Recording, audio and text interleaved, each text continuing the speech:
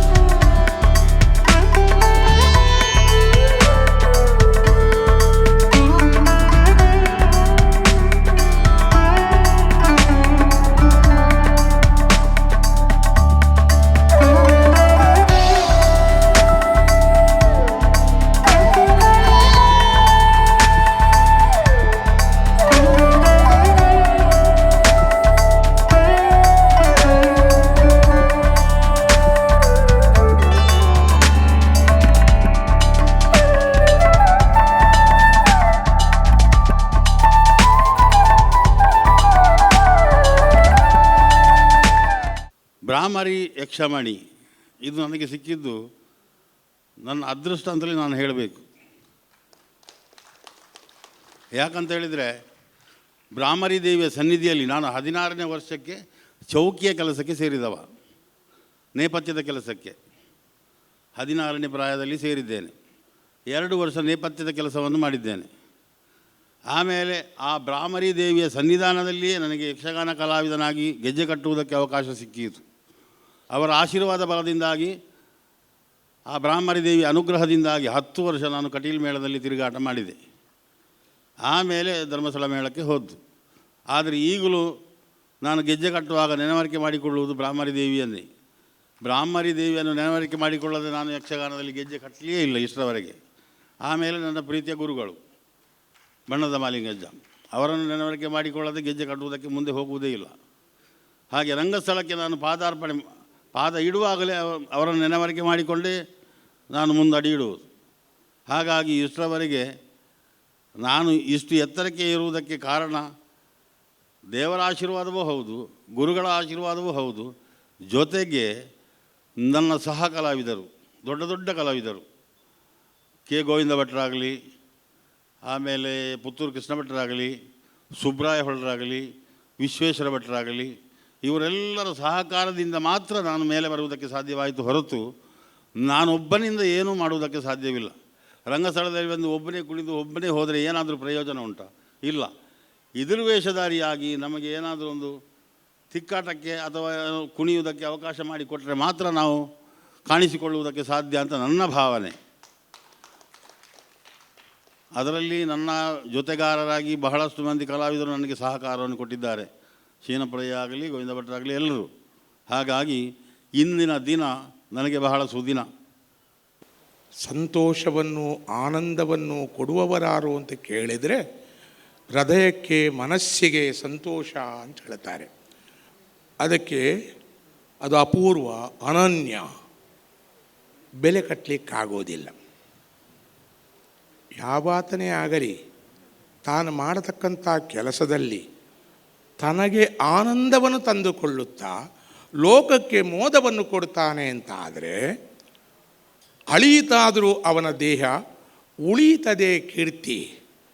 ಹೊರುವ 4 ಜನ ಆದರೂ ಹೊರಲಿಕ್ಕೆ ಸಂತೋಷವನ್ನು ಅನುಭವಿಸ್ತಾರಂತೆ. ಯಾಕೆ ಮಾತು ಹೇಳಿದೆ? ಬದುಕು ಯಾರ್ದು ಶಾಶ್ವತ ಅಲ್ಲ. ಆದರೆ ನಮ್ಮ ಬದುಕಿನಲ್ಲಿ ನಾವೆಲ್ಲ ಕೆಲಸ ಮಾಡುತ್ತಾ ಹೋಗ್ತೇವೆ. ಆದರೆ ಮಾಡಿದ ಕೆಲಸ ಸಮಾಜಮುಖಿಯಾಗಿ ಕಾಣಿಸಿಕೊಂಡಾಗ ಅದನ್ನು ನೋಡಿ ಕೇಳಿ ಗುರುತಿಸಿ ಆ ವ್ಯಕ್ತಿಯನ್ನೋ ಸಂಸ್ಥೆಯನ್ನೋ ಸಮಾಜದಲ್ಲಿ ತೋರಿಸಿಕೊಟ್ಟು ಮಾನ ಸಮ್ಮಾನವನ್ನು ಏರ್ಪಡಿಸುವಂಥ ಒಂದು ಮನಸ್ಸು ಬಹಳ ಮುಖ್ಯವಾದ. ಅದನ್ನು ನಮ್ಮ ಯಕ್ಷಬ್ರಾಹ್ಮರಿ ಟ್ರಸ್ಟ್ನ ಸರ್ವ ಸದಸ್ಯರು ನನಗೊದಗಿಸಿಕೊಟ್ಟಿದ್ದಾರೆ.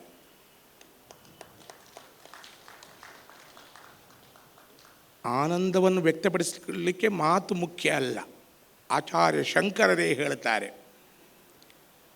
ಆದರೆ ಯಕ್ಷಗಾನ ಕಲೆಯನ್ನು ನಾನು ಪ್ರೀತಿಸಿದೆ, ಅದರ ಕುರಿತು ಅಧ್ಯಯನ ಮಾಡಿದೆ, ಸಂಶೋಧನಾತ್ಮಕವಾಗಿ ಹುಡುಕುತ್ತಾ ಹೊರಟೆ. ಶ್ರೀ ಗೋಪಾಲಕೃಷ್ಣ ಯಕ್ಷಗಾನ ಸಂಘ ಕೈರಂಗಳ 1954ರಲ್ಲಿ ಇದು ಆರಂಭಗೊಂಡಿತು. ಊರಿನ ಕೆಲವು ಹಿರಿಯ ಕಲಾಸಕ್ತರು ಸೇರಿ ಈ ಒಂದು ಸಂಘವನ್ನು ಸ್ಥಾಪಿಸಿದರು. ಈಗ ಆ ಸ್ಥಾಪನೆ ಮಾಡಿದಂತಹ ಯಾವ ಸದಸ್ಯರೂ ಉಳಿದಿಲ್ಲ. ಕೊನೆಯ ಕೊಂಡಿಯಾಗಿ KN ಹೊಳ್ಳ ಅವರು ಇದ್ದರು. ಅವರು ಇತ್ತೀಚೆಗೆ ನಮ್ಮನ್ನು ಅಗಲಿದರು. ಈಗೆಲ್ಲ ಆ ಮೇಲಿನ ತಲೆಮಾರಿನವರು ಈ ಸಂಘದಲ್ಲಿರುವುದು. ಒಂದು ಕಾಲದಲ್ಲಿ ನಮ್ಮ ಸಂಘ ಹವ್ಯಾಸಿ ಕಲಾವಿದರಿಗೆ ವೇಷಭೂಷಣಗಳನ್ನು ಪೂರೈಸುವುದರಲ್ಲಿ ಬಹಳ ಮುಂಚೂಣಿಯಲ್ಲಿತ್ತು. ಆ ಸಮಯದಲ್ಲಿ ಕೇವಲ 1-2 ಸಂಸ್ಥೆಗಳು ಮಾತ್ರ ವೇಷಭೂಷಣಗಳನ್ನು ಪೂರೈಸ್ತಾ ಇತ್ತು.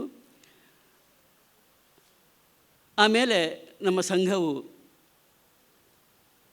ಯಕ್ಷಗಾನ ನಾಟ್ಯಾಭ್ಯಾಸವನ್ನು ತರಬೇತಿಯನ್ನು ಆರಂಭಿಸಿತು, ಹಿಮ್ಮೇಳವನ್ನು ಆರಂಭಿಸಿತು.